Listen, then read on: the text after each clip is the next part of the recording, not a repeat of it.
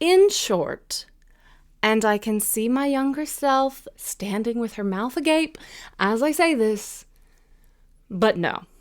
Hello, and welcome or welcome back. I am Dear Stalker Darling. This is my vlog, A Study in Stories, and I am so delighted there were so many of you, so much new engagement on my last video, which was a review of Young Sherlock, or the first part of Young Sherlock, and I was just so excited. And I typed up a whole new script for a follow-up for the second half of the season. Of course, it took me several weeks to watch the end of the season. And then all these things got delayed because life essentially just threw up in the last 2 months on me. In good ways and in bad ways. On the one hand, the last few months have seen some insane high demand events at my job, and a lot of health concerns in my family, a lot of hospital trips. But on the other hand, I got a nice big promotion that I'm just so excited about, and I won a poetry contest. There's been a lot of joy as well, and so there's been a lot of roller coasters, up and down, and so finally, I'm gonna take a deep breath, take one with me. Let's just take a few minutes, sit back, relax, and we're going to talk about Sherlock Holmes for half an hour. So, as you'll have seen in my first episode about Young Sherlock, I am a huge Sherlock Holmes fan. I read, watch, listen to every Sherlock Holmes story I can get my hands on.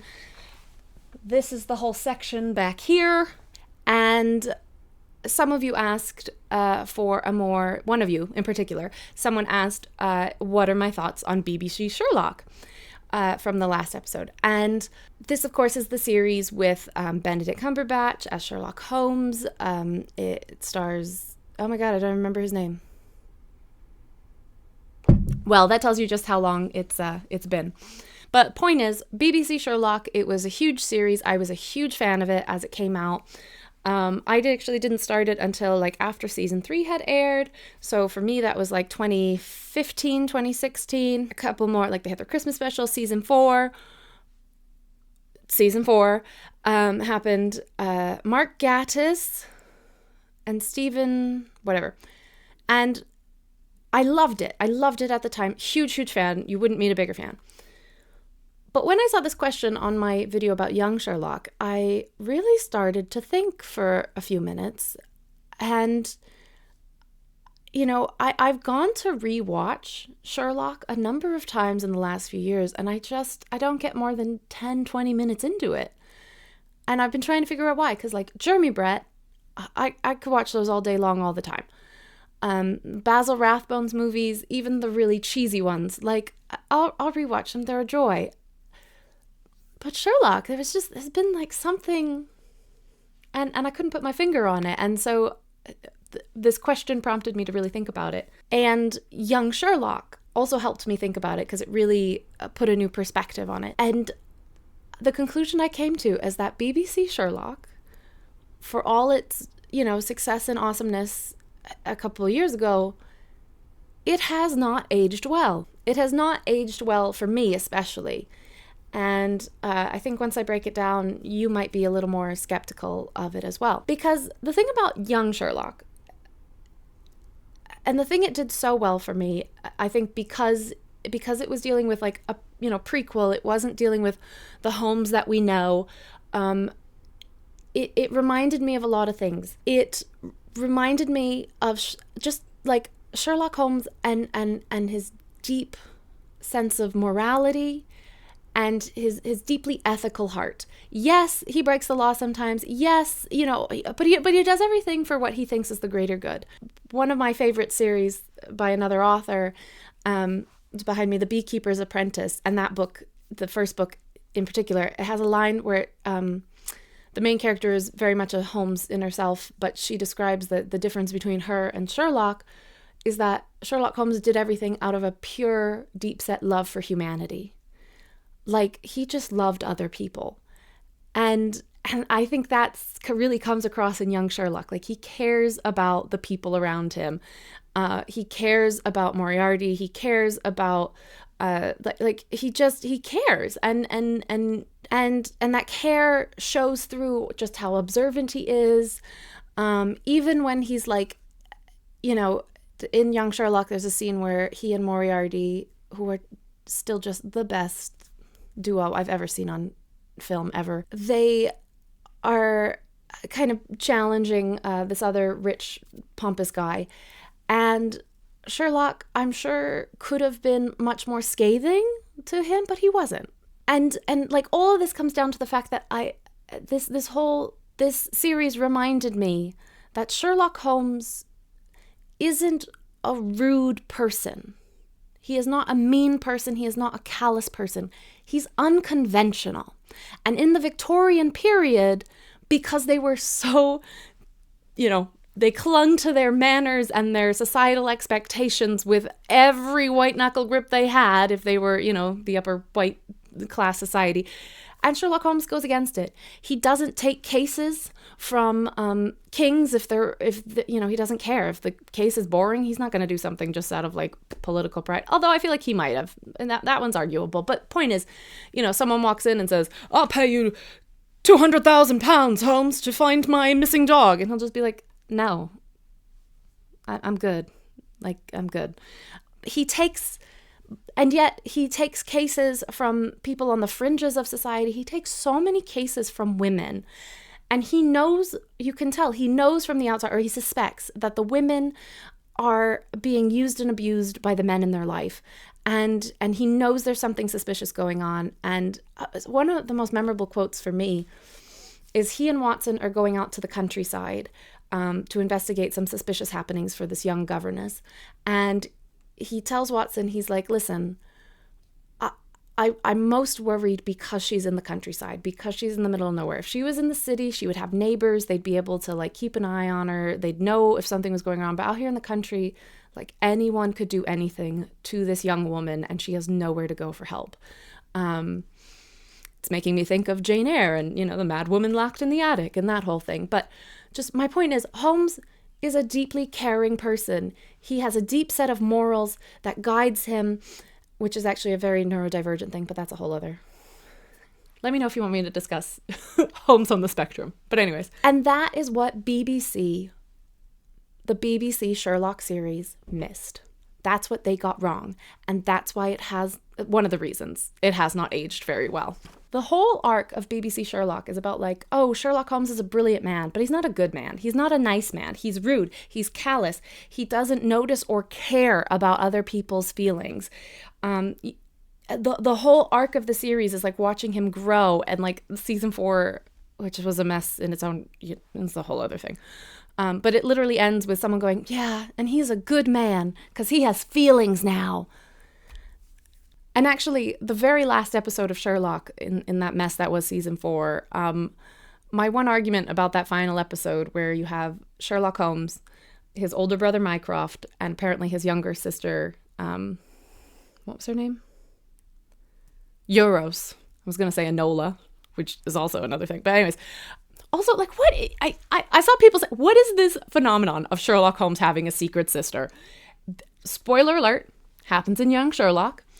Happens in the BBC Sherlock, and not that she's a secret, but the Enola Holmes series is all based on that. Now, the Enola Holmes series I give a pass because the author Nancy Springer previously, like just before Enola Holmes, wrote a whole series about like Robin Hood having a daughter or a sister or whatever. So like that was her thing. That was Nancy's whole thing, is just to take these stories about men that have been very like patriarch-centric and finding a way to fit in a female character and giving her a voice and perspective for the same story. But for BBC Sherlock and Young Sherlock, it's like, I have a whole argument. I could make a whole other video about it. As a little aside just now, I will tell you, I think it has to do with people wanting Holmes and Moriarty, and they are too cowardly to go for the full, like, they're just homophobic. Like, Moriarty and Sherlock have far more chemistry than Moriarty and Holmes' sister, but they just want to be like, I don't know, people want to explore that relationship and they just won't do it. in a gay way. Anyways, my last little footnote on the final episode of Sherlock, though, is that with the sister, older brother, and Sherlock, you're looking at the Holmes archetype, right? They literally, in the original series, call Holmes like, a brain without a heart. He's a machine. He's a thinking machine. And he's not. He is a deeply caring, loving, emotional man. I read one book where it was analyzing how much emotion Sherlock shows throughout the original Conan Doyle stories, and he smiles like constantly, and he laughs all the time, which is why Jeremy Brett is the best Sherlock Holmes ever. But I think that last episode of BBC Sherlock shows you Sherlock Holmes, who is a very smart man with a heart, shows you Mycroft Holmes, who is a very smart man, but his heart, he only cares about his family, and then the psychopathic sister, who is just a brain. Which again, why does it... And it's like that last episode really emphasizes the argument I'm trying to make, though. That Holmes is not a thinking machine. He has a heart. He is guided by morals. But so much of BBC Sherlock is him just being a prick. And now you're probably like, okay, but like, how do you be unconventional in today's world? Like, without just being a prick. Like, we don't have the same set of like manners and standards and class and all of that the Victorians had. Like, how do you demonstrate that? And actually, there was a series called Miss Sherlock, which it came out in Japan a few years after Sherlock. It was very heavily inspired by it, but I think they did a better job where, they show her, yes, she's a little rude, and maybe that one also doesn't do a great job of showing Holmes with a heart. Definitely, either way, the example I'm pinpointing is that in Japan, obviously, you take off your shoes when you enter, especially someone's home, and Miss Sherlock does not give a crap about this. She is busy solving crimes, and so you literally have Miss Watson running after her, screaming like, shoes, shoes, shoes, while Sherlock is like running into the house, and she just like flings her heels off behind her. Another side note, Miss Sherlock had one of the best, if not the best, new interpretations of a Sherlock Holmes like original story that I have ever seen. They took one of the most complicated, weird, messy, one of the later Sherlock Holmes stories. Conan Doyle hit a point when he was writing the original stories where he's like, I don't care. I don't want to do this. I'm only doing this for the money. And he wrote like just the title, The Sussex Vampire. That's a Sherlock Holmes story, guys. But Miss Sherlock reinterpreted it in a way that you're like, this couldn't possibly work. It works, and it works beautifully, and it's amazing, and it's phenomenal. And that's my side note. But also, it's not an entirely side note, because that one episode demonstrates that it is possible to take the original stories and interpret them for modern times, for new audiences. Because that was something that the creators of BBC Sherlock, they complained and said, like, actually, it's really hard to do deductions. Actually, it's really hard to, like, reinterpret these stories. Actually, it's not. I don't think it is. I think they just didn't put in the real time and effort, or like expanded their crew. You know what I mean? If you're having trouble coming up with the ideas, bring in some new voices, bring in some new contributors. Like, this is one of the fatal flaws of like all TV shows and things. But like, I look at season 4 and yes, it's a complete mess. The two of the episodes, the first and the last, just I can't even tell you what they tried to rely on. Like the last one, nonsense. They just pulled that out of their certain places. The first one, yes, it relied on a Sherlock Holmes story, but you could have done 1,000 different things if you wanted to interpret the 6 Napoleons. Like, but The Dying Detective, that one was quite good. I thought that one, they did a good job of reinterpreting the original Dying Detective, because in that one, Holmes also makes himself really sick, sort of, for the sake of a case, and he lets Watson think he's dying, because that's also part of his plan. Because Watson, he had to fool Watson to fool this other guy. But anyways, the other really big thing, and this is the biggest thing that now I realize why BBC Sherlock has given me such an ick, and I can barely watch it. It does not pass the Bechdel test. It has 4 seasons and a special. And yes, it has been a while since I've watched it, so maybe I'm wrong, but even still, the fact that I cannot think of a single time in all of those episodes where two women spoke to each other about anything other than a man. Like, all I can think of is, like, when Irene Adler was talking to her, like, secretary lady just about what she was going to wear. But that was about for Sherlock. And they're like, ooh, lucky boy.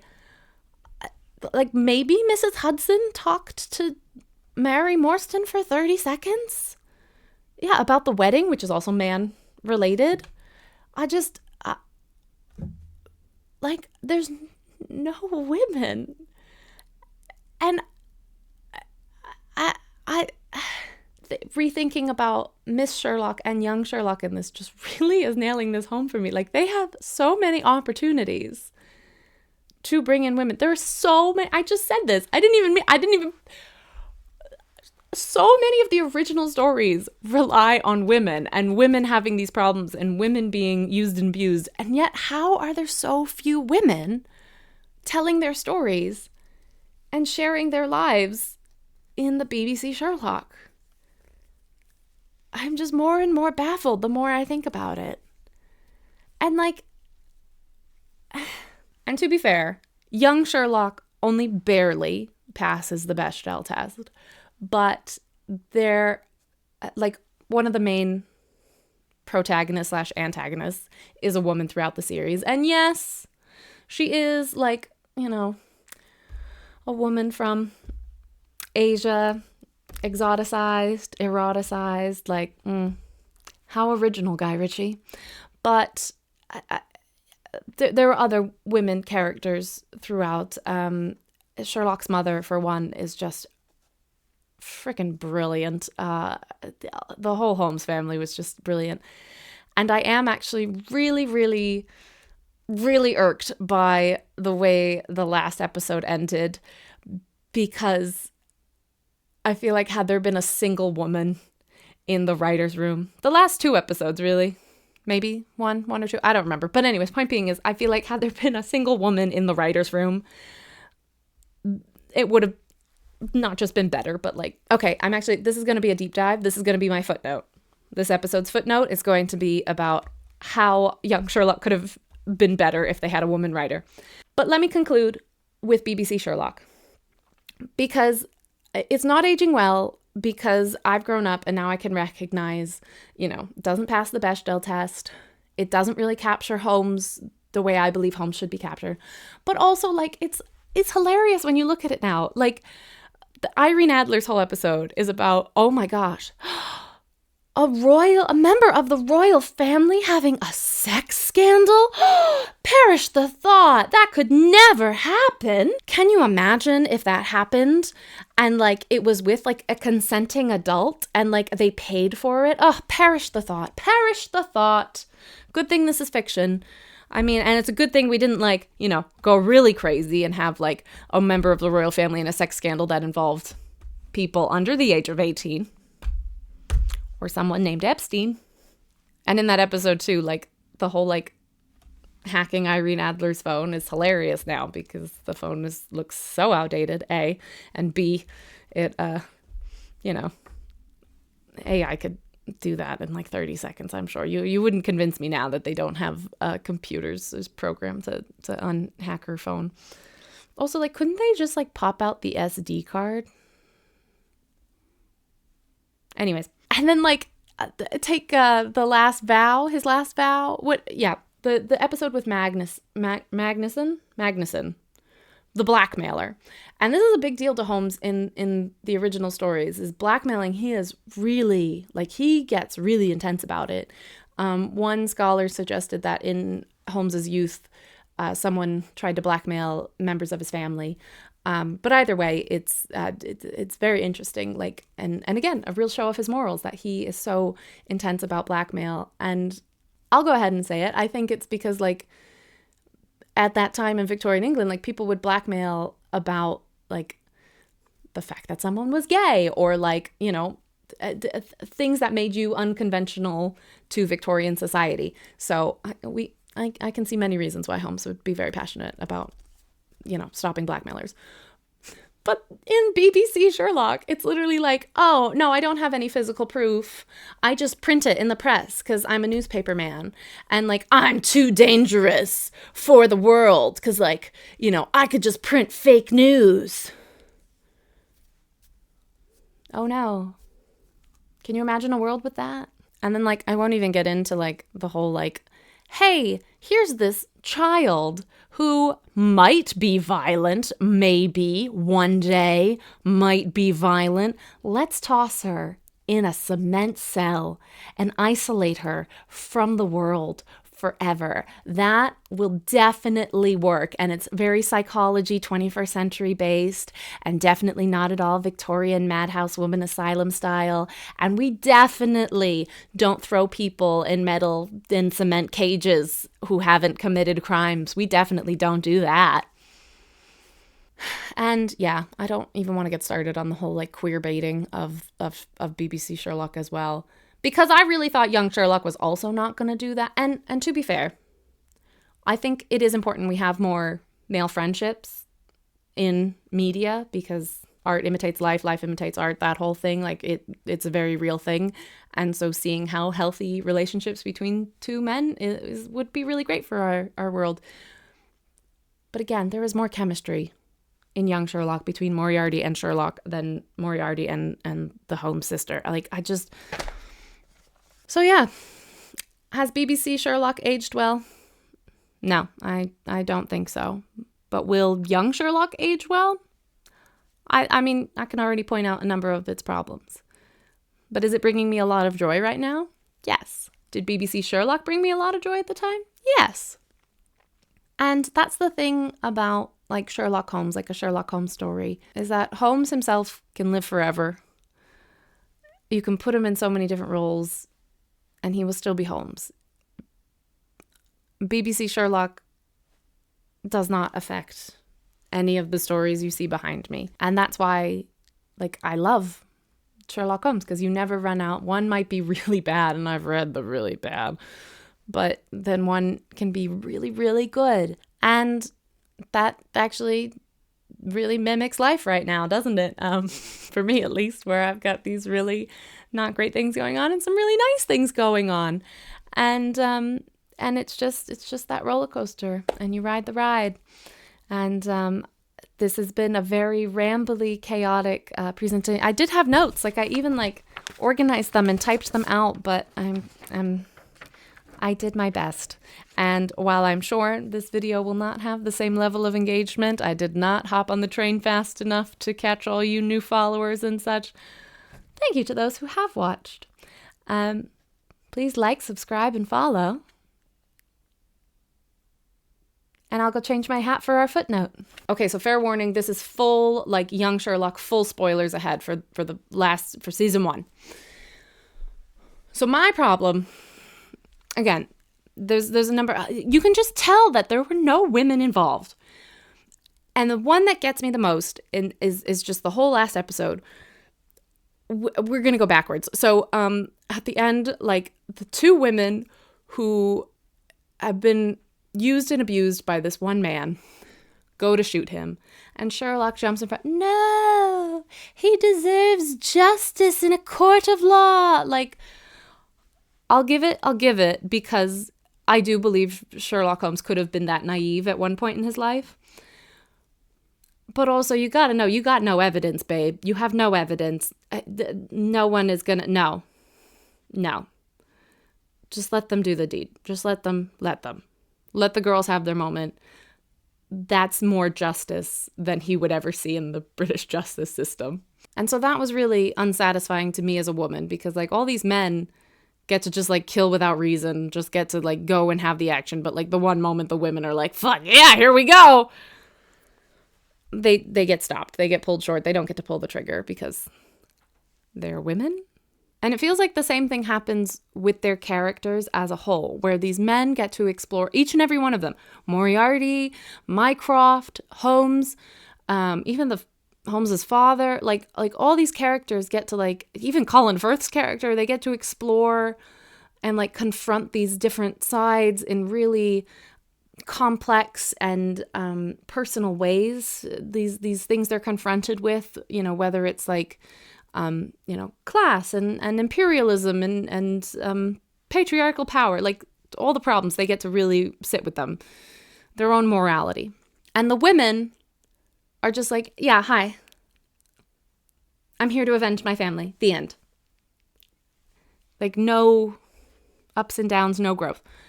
And the same thing with the secret sister, where 1 minute she's like the psychopath, like father's little, daddy's little girl, does anything. And then the next minute she's ready to shoot him in the face. And that makes sense. And it makes sense if you take a step back. But they could have given her literally 3 more lines of dialogue where, like, I wanted her to say it so bad, where she knows her father. She doesn't know her brothers. She knows them from a distance. She doesn't know her mother. She's been in an asylum. But she knows her father. So these people show up and they say, listen, Dad is a psychopath. He has been manipulating you and everybody else for years for his own benefit. And we watch her and she goes like, no, he's not going to do that. But she knows he would. And she comes around to be like, yeah, I know he would. I know him. I have seen him. I have seen him sacrifice other people for his own benefit. I see the way he uses and abuses people, including herself. And I just wanted her to be able to have those words to say, I don't know my mother. I don't know, I have these vague memories, but I know you, Father. I know you. And I know you would do these things. So I am going to trust these people. And I'm going to trust they will take better care of me than you. So I was left very unsatisfied, and I have the feeling, and then she was also, again, just used as like a romance counterpoint for Moriarty. Like, I don't know. I beg, borrow, and plead that they will get a woman writer in the room for season 2. Maybe a female director for 1 episode would be cool. Or maybe I just hope the actress has the freedom to really, really go for it, because the mother seems to just done a phenomenal job with her character. Just so beautiful. And I saw someone criticize the fact that she was not viewed as smart as the rest of the Holmeses. But to me, I think she definitely is and could be. Like, she, there's different kinds of smart. Like, yeah, she doesn't know chemistry because she's a Victorian woman, but she is Sherlock's heart. You can see where he got his heart, where he got his morality. There's a reason Holmes and Moriarty are like 2 sides of the same coin. And to me, it's Sherlock's heart and his morals, where he's like, no, I'm not going to use and abuse other people for my personal benefit. Moriarty doesn't care. And you see a glimmer of that in this last episode. They're all such talented. The cast was phenomenal. And so if you got this far, leave me a little detective emoji, if you like.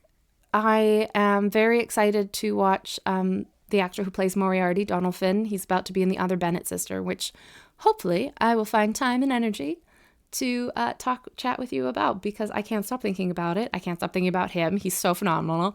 He's also Irish Orpheus, which is another total tangent thing. Anyways, point being, there is no point. Thanks for watching. I hope you enjoyed. And I hope life is a little more like a Jane Austen novel for a while. A little more quiet, a little more chill. Pray for me.